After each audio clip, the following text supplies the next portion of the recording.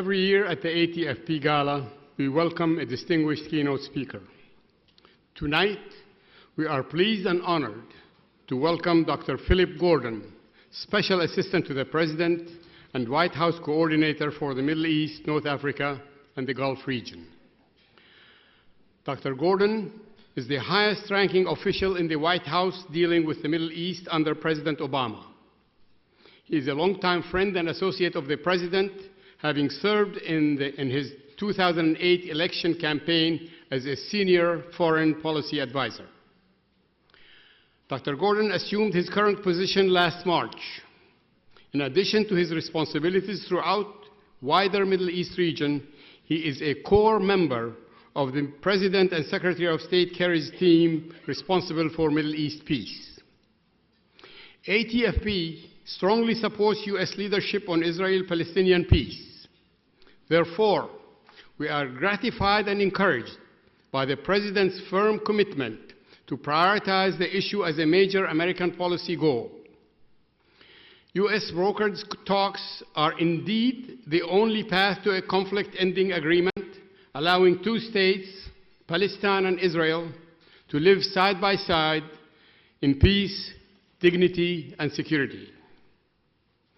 Prior to joining the National Security Staff, Dr. Gordon served as Assistant Secretary of State for European and Eurasian Affairs under Secretary Hillary Clinton.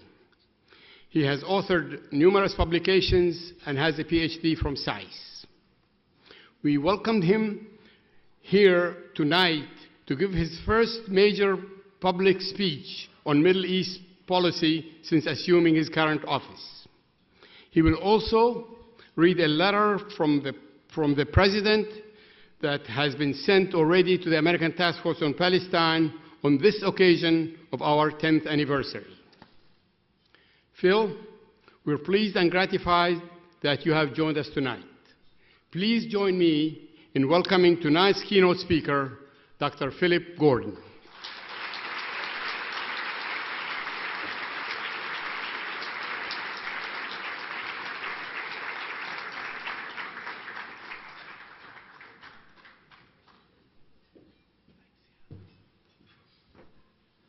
Well, thank you, Ziad, so much. Such a warm welcome, such a generous introduction, and I'm really pleased to be here.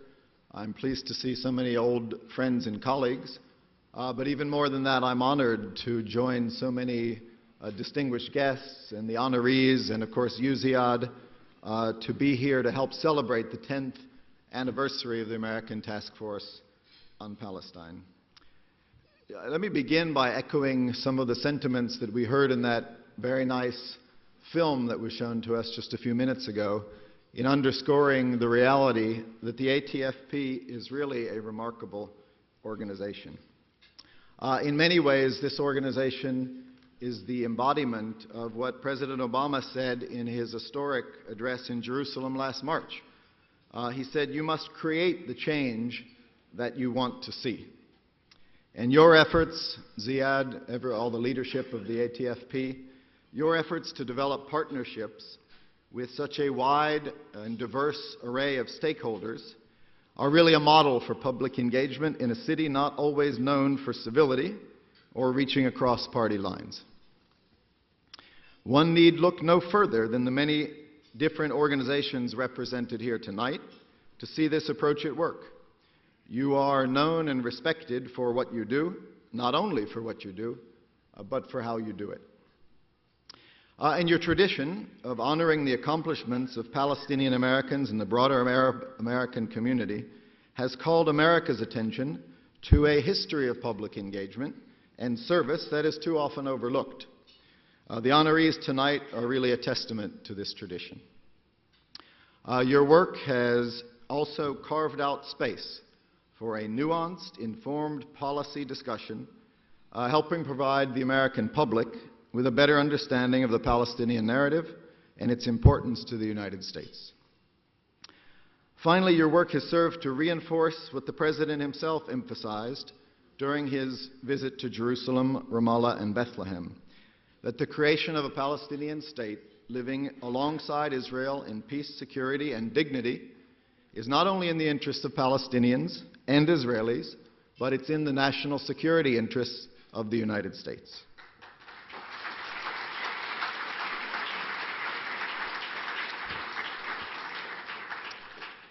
As some of you know, I moved over from the State Department to the White House last March to become the President's coordinator for the Middle East, North Africa, and the Gulf region, just before the President took that historic trip to the region.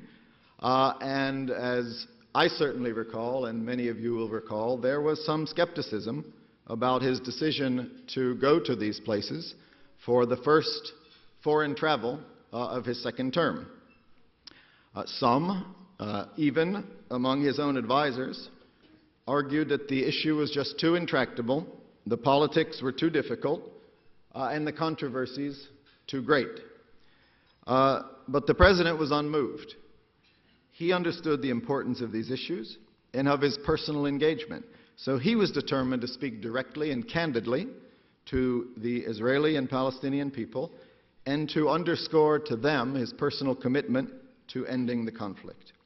I was privileged to join him on the trip, and I know how heartfelt were his remarks in both Jerusalem and in Ramallah when he talked about the necessity, the urgency, and even the possibility of Israeli-Palestinian peace.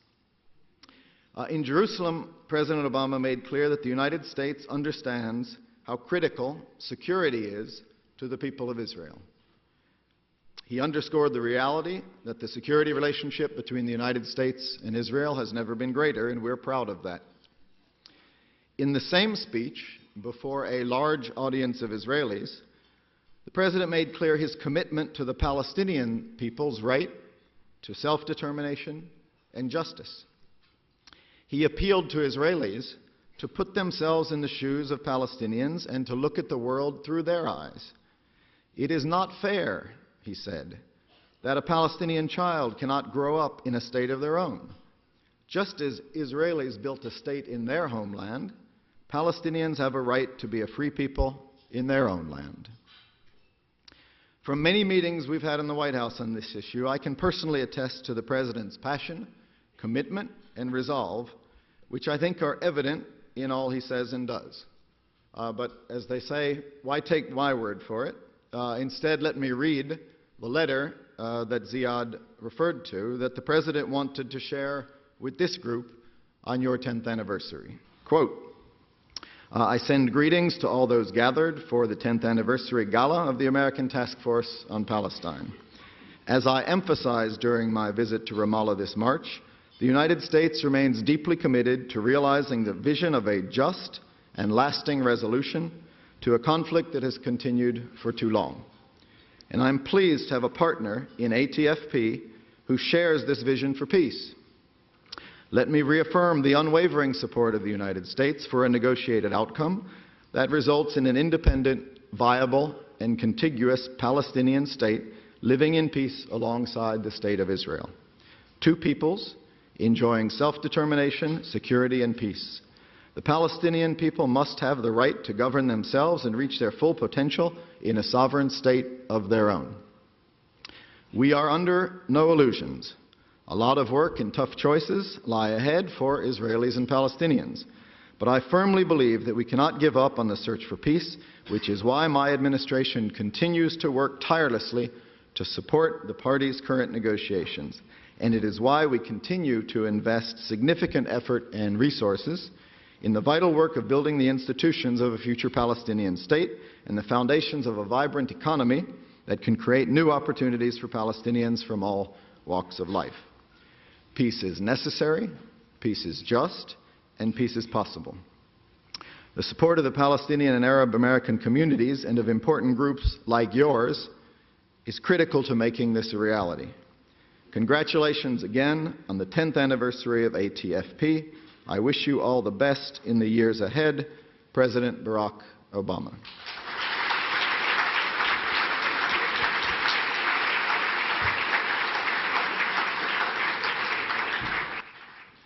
So that's the President's message to you, and I'd like to take just a few minutes to talk to you about where we are now and what we in the administration are doing to help advance the President's vision. The President's visit in March, you all know, set off a series of developments that has led to the resumption of direct negotiations between Israel and Palestinians, indeed the first face-to-face negotiations since 2010. At the President's direction, Secretary Kerry has tirelessly, and I really mean tirelessly, led this effort in close coordination with the rest of our team, including National Security Advisor Susan Rice and the Special Envoy for Israeli-Palestinian negotiations, Martin Indyk, who's in the region as we speak. I think we would all agree that Secretary Kerry deserves enormous credit for the time and energy and commitment he has put into getting this effort off the ground. Now, you're not going to hear me talk about the negotiating details. Despite all the noise and rumors and misinformation that may occasionally appear in the press, in fact, because of all of that, the parties have committed to meet in private and to keep the substance of the talks confidential.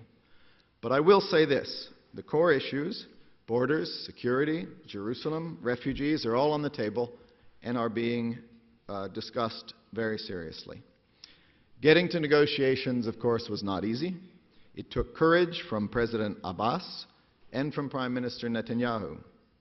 They showed courage to begin the process, and they have shown courage to continue it, even in the face of criticism and what we knew would be periodic controversies and bumps in the road.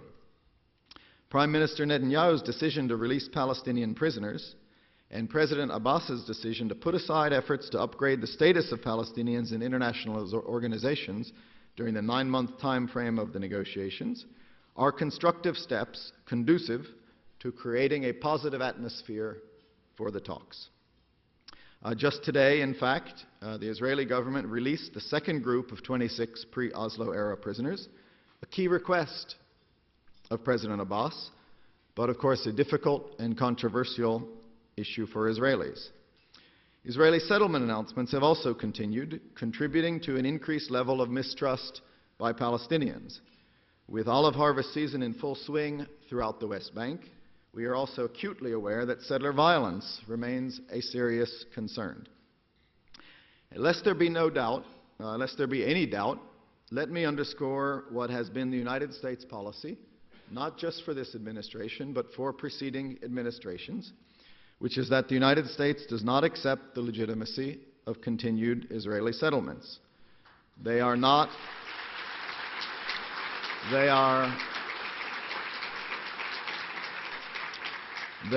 constructive, and they are corrosive to the cause of peace. We also strongly condemn settler violence, an issue we continue to press with the Israeli government.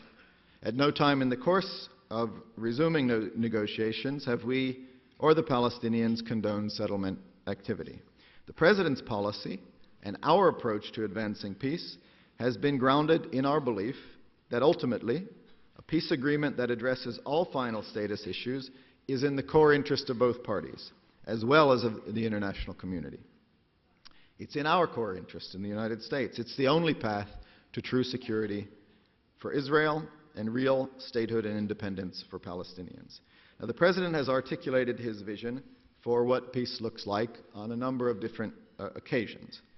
It hasn't changed, but it does bear repeating. The borders of Israel and Palestine should be based on the 1967 lines with mutually agreed swaps, so that secure and recognized borders are established for both states. Any peace agreement will require robust security provisions that safeguard Israel's security. And the Palestinian people must have the right to govern themselves and reach their full potential in a sovereign and contiguous state. As the President said in Jerusalem, and as he repeated in his letter addressed to you all tonight, for peace to last, peace must also be just. And as he put it in Ramallah, the Palestinian people deserve an end to occupation and the daily indignities that come with it. Palestinians deserve to move and travel freely and to feel secure in their communities. Like people everywhere, Palestinians deserve a future of hope, that their rights will be respected and that tomorrow will be better than today, and that they can give their children a life of dignity and opportunity. Put simply, Palestinians deserve a state of their own.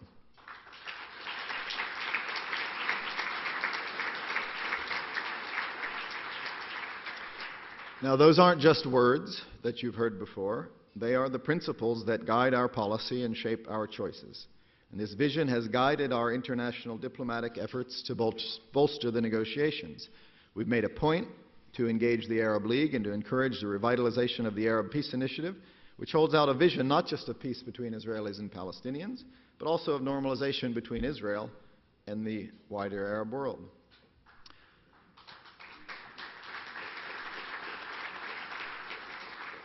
With 4 meetings in the past 6 months, we have never seen such sustained engagement and such strong commitment from Arab partners. Their support will be critical as we reach the home stretch. We have also mobilized the International Quartet. Secretary Kerry, UN Secretary General Ban Ki-moon, Russian Foreign Minister Sergei Lavrov, and High Representative of the European Union Catherine Ashton met at the UN General Assembly in September, and for the first time in years were briefed by the Israeli and Palestinian chief negotiators. The meeting was significant in signaling support to both parties from the international community. This vision has also guided our strong commitment to Palestinian institution building. The United States has devoted more effort and more resources than any other country to help Palestinians stand up the institutions necessary for Palestinian statehood and to exercise the responsibilities that come with it. Stabilizing the Palestinian Authority's finances is an urgent and important goal.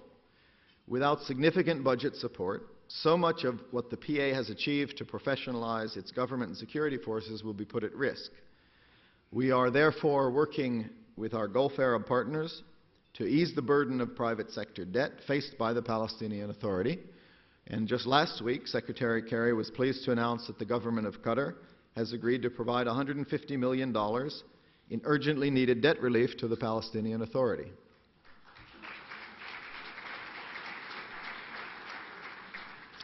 Contributions towards debt relief will be used to pay down PA debt to its local suppliers and banks. We in the United States have provided $348 million in budget support to the PA this year, and we continue to encourage the donor community to provide robust economic support. Now, part of a just peace, of course, is a peace that also brings prosperity to the parties. And I applaud the work of the ATFP to help promote that goal. A prosperous future Palestinian state would obviously serve the interests of Palestinians who have suffered from so much deprivation over the years, but it's also in Israel's interest and the interest of the United States. We're working with the PA to fund and implement development projects to have an immediate economic impact and support everyday working Palestinians. Again, just last month, Secretary Kerry unveiled a new $100 million initiative to invest immediately in high-impact micro-infrastructure projects in the West Bank. With that, we're helping to revitalize health clinics, repair roads, and build schools and youth development centers, similar to the one that President Obama visited in Ramallah in March. We've already dedicated $25 million to this effort, $25 million to this effort, and we're seeking additional international support to create practical improvements in locations across the West Bank. From my own multiple trips to the West Bank in recent months, including some for meetings with Palestinian business leaders, I can attest to what many of you know so well. Palestinians have enormous untapped economic potential.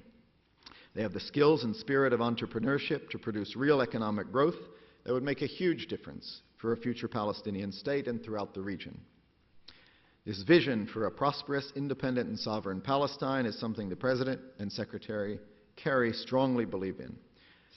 You all know from the start of his tenure, Secretary Kerry has focused on helping to create sustainable long-term growth in the Palestinian economy by leveraging foreign direct investment and private sector know-how with the aim of growing key sectors of the Palestinian economy at a potentially rapid pace. In partnership with the Palestinian Authority, efforts are underway to complete the foundation of what is now being called the Palestinian Economic Initiative, a private sector-led effort to sustainably grow the Palestinian economy. It's no surprise that the private sector has been reluctant to provide substantial new resources until they believe that there's a reasonable chance of success in negotiations and that political and security risks will be mitigated. We understand that, And yet the promise of Palestine has already generated broad international support for the Palestinian Economic Initiative. In the immediate term, the Israelis can and should ease some of the restrictions in order to help facilitate a conducive investment climate. Israel has already begun taking some steps in this direction within the context of the negotiations, and last month, Secretary Kerry welcomed a number of measures that they announced on the sidelines of the UN General Assembly in New York. But we understand that more remains to be done.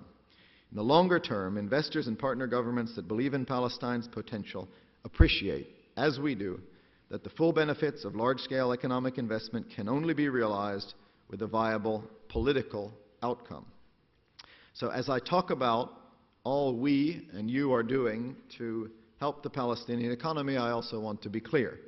For peace to last, it must be enshrined in lasting, binding, and fair political agreements. Economic efforts cannot be a substitute for real political progress and agreement by the parties themselves that meet their needs. And that is why the President, Secretary Kerry, Ambassador Indyk, and our entire peace team have been so focused on encouraging the parties to commit themselves to sustained and serious negotiations and to make the hard decisions we all know will be necessary for agreements to be reached and for an independent Palestine to be created at peace with its neighbors.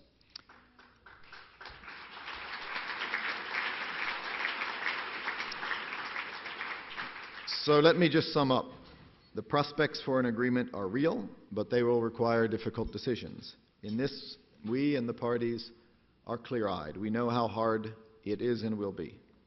And the parties will need support from the international community, from courageous regional partners, and from the United States. And that is where the work of ATFP and like-minded groups becomes so vital.